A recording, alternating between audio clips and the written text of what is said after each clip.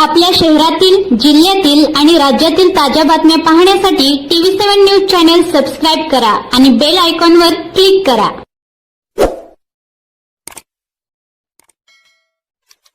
नमस्कार, मी भीमाराम तोळारामजी चौधरी. मी 25 वर्षापासून सांगोळत राहतो, परंतु माझ्या वाडेगाव नाक्यावरती माझ्या भावाच्या नावावर सर्वे नंबर 1 मध्ये 1/2/ड हा प्लॉट मी 30 जानेवारी 2019 ला खरेदी केलेला आहे आणि माझे तिथे दुकान आहे आणि तिथे सामान आहे. परंतु जुलै 2020 पासून 3 व्यक्ती नवनाथ भानुदास पवार, अमोल नवनाथ पवार, मच्छिंद्र अप्पासो पाटील ही तिघाने माझी मिळकतीवरती ध्यान ठेवून आणि हा मिळकती आणि माझा धंदा कसं बंद पाडायचा आणि हा मिळकती कसं मिळवायचा आणि मिळकती बळकवायसाठी यांचे वेगवेगळे प्रकारचे प्रयत्न चालू केले. आणि 2020 साली माझ्या भावा आणि माझ्याबरोबर भांडण केली, मारहाण केली, धमक्या दिली, माझ्या मिळकतीमध्ये आणून सामान टाकलं.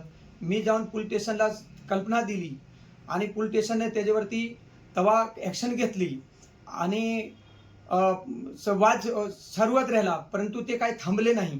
मग माझे भाऊ कलारामला मारहाण केली आणि त्याच्या डोक्यावरती लोखंडी रॉडनं वार केला आणि वार केल्यामुळे ते टाके पडले आणि 10 दिवस तो बेशुद्ध होता आणि परत त्याच्यावरती कुठली अरेस्ट होत नव्हता. म्हणून मी सोलापूरला परत प्रहार पत्रकारमध्ये जाऊन ते बातमी दिल्यानंतर त्यांची ते परत अरेस्ट झाले आणि तो जामीनवर सुटून बाहेर पडले. परंतु अमोल नवनाथ पवार, नवनाथ भानुदास पवार आणि मच्छिंद्र अप्पासो पाटील तिथेपर्यंत काही थांबले नाही आणि मला वारंवार धमक्या, शिवीगाळ, मारहाण, माझ्या जागेचे ते कंपाऊंडचे तोडफोड हे सारखे चालू केलेलं आहे आणि कास वगैरे टाकलेली आहे. आणि वेळोवेळी जसं जसं मला त्रास झाला आणि वेळोवेळी मी पोलीस स्टेशनला ही प्रत्येक गोष्टी गुन्हा दाखल केलेला आहे.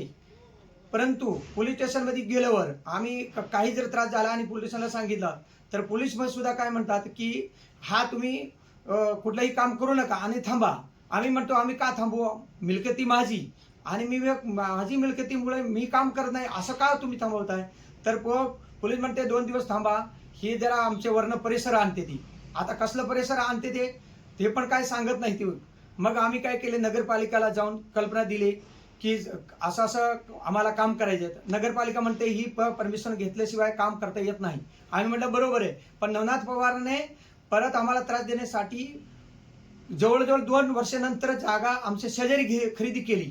आधी त्यांची आणि आमची जागा कुठेच जवळ नव्हती. माझी जागा सर्वे नंबर 1 मध्ये आणि त्यांची जागा सर्वे नंबर 2 मध्ये होती आणि मध्यला रस्ता ते 24 मीटराची आहे.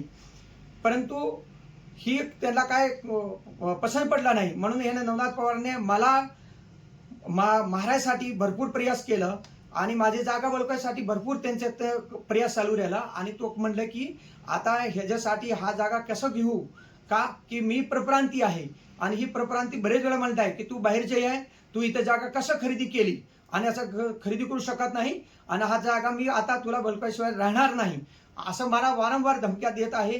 त्याचे व्हिडिओ, फुटेज, CC कॅमेरे वगैरे आहे. आणि नगरपालिकेला आम्ही सांगितलं की नवनाथ पवार माझ्यानंतर 2 वर्षानंतर खरेदी केले आणि त्याचे काम चालू आहे आणि माझं काम बंद पडत आहे, तुम्ही त्यांच्यावरती का कारवाई करणे अशी मी अर्ज नगरपालिकेला, तहसीलदारला आणि पोलीस स्टेशनला दिलेली आहे. मग पोलीस स्टेशनवरती गेलो आणि पोलीस स्टेशनमध्ये साहेबांना सांगितले की कोणीही काय करू नका, तुमच्या ज्या जमिनीचे जर वाद असेल तर तुम्ही मोजणी करा, नंतर तुम्ही काय काम करा. परंतु नवनाथ पवार कुठल्याही गोष्टीला थांबले नाही, अमोल पवार थांबला नाही, मच्छिंद्र पाटील थांबला नाही आणि माझ्या मिळकतीमध्ये वारंवार घुसखोरी करायचं. आणि 15 मेच्या नंतर मी परगावी गेलतो आणि परगावी गेल्यानंतर माझ्या जागेमध्ये येऊन जाळ काढलं आणि शस्त्र घेऊन तिथं माणसं पाठवली.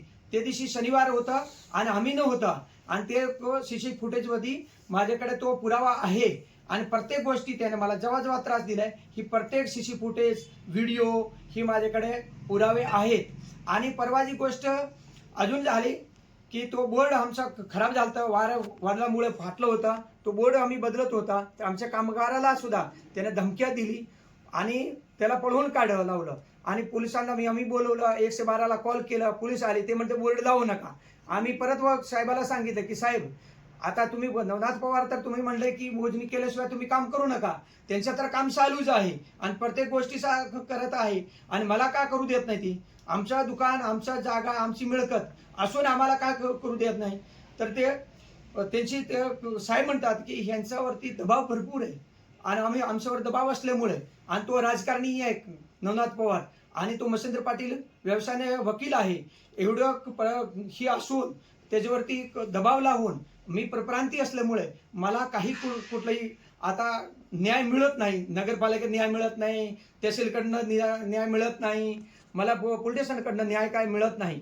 म्हणून मी आता देशातले स्वाती न्याय व्यवस्था हा पत्रकार परिषद होती, ही पत्रकार परिषद समोर मी आलो आहे. मला आता नक्की असा विश्वास असेल की आता पत्रकार परिषदेनंतर मला कमीत कमी माझी हा न्याय मला मिळेल अशी मी अपेक्षित आहे. कमीत कमी पोलिसांनी त्यांच्यावरती मी एवढी दाखल केलेले गुन्हे त्याच्यावर कारवाई करायची होती, परंतु काय कारवाई केली नाही अजूनपर्यंत. ही कधी कारवाई होईल काय मला सांगता येत नाही. मला आता एकच वाटते की काही वेळा असं वाटतात की मी मरू का जाऊ का काय करू, पण आता मला असं काही वेळ होत आहेत की मिळकती आहे, माझं कागदपत्र डॉक्युमेंट समजा ओके आहे, माझे सर्व जे काम ठरवलेलं आहे हे काम सुरेश कसं होईल. तर मला आता एकच इशारा आहे, जरी यांच्यावरती पोलीस प्रशासनाने यांच्यावरती जर नाही जर दबाव दिला, माझे मिळकतीमध्ये वारंवार घुसखोरी करतात, माझे मिळकतीमध्ये येतात आणि कधी जर बरं वाईट काय तर झाला केला तर त्याची जबाबदारी पोलीस प्रशासन राहील. आणि अजून एक मी सांगतो की आता जरी ह्याच्यावर कारवाई जर नाही झाली केली तर मी सोलापूरला जाणार आणि आमरण उपोषणाला बसणार. हा ठामपणे आता ही शेवटाची गोष्टी सांगतो. जय महाराष्ट्र.